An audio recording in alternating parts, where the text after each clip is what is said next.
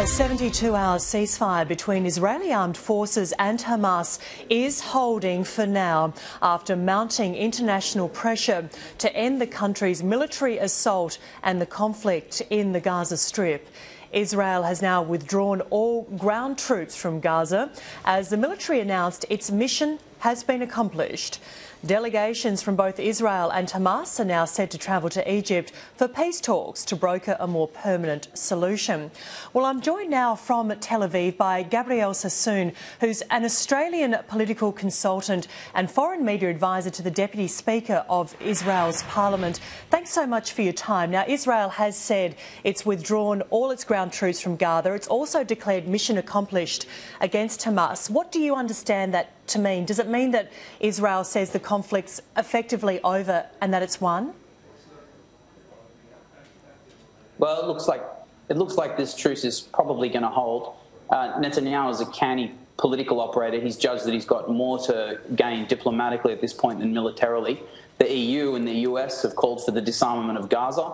I think Netanyahu now wants the Saudis, the Egyptians, the Palestinian Authority, the UAE and the other Gulf states and the Americans involved, get a multilateral agreement happening and to get Gaza to disarm. But as the former head of military intelligence said today, or said recently, to ask Hamas to demilitarize Gaza is like asking a priest to convert to Judaism, not an easy task.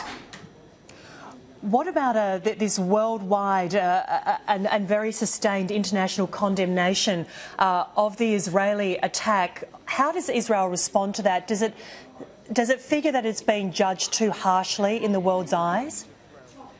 Well, I consult for a member of the Israeli opposition, and I've got to tell you, I think those who oppose this military operation in Gaza really are, the real enemies of peace. And the reason is because international condemnation makes Israelis very skittish and much less likely to take the security risks necessary in future to make peace. The pullout from Gaza is going to look like a cakewalk. The pullout back in 2005 from Gaza is going to look like a cakewalk compared to the pullout that's required for a true final peace deal and a pullout from the West Bank.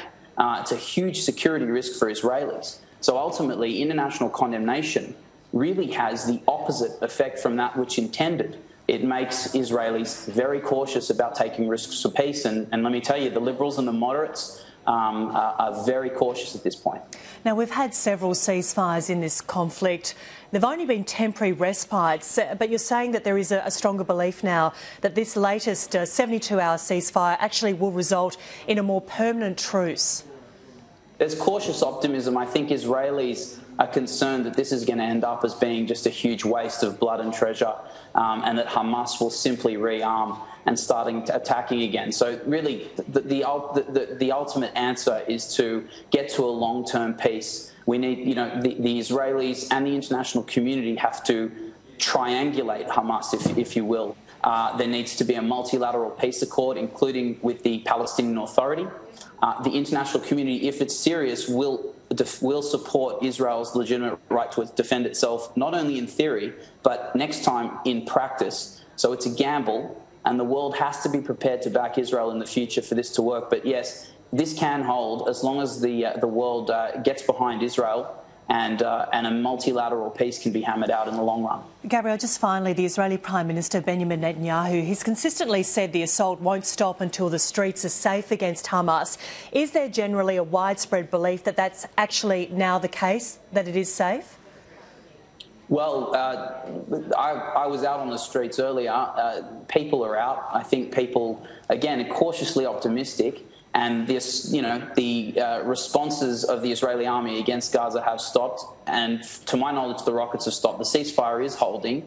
And there's a hope that Hamas feels now weak enough that they will stop firing and that the truce will continue to hold. Yeah, I think that there's a good chance of it at this point. There's been a few times that Hamas has broken the ceasefire, but I think there is optimism and reason for optimism now.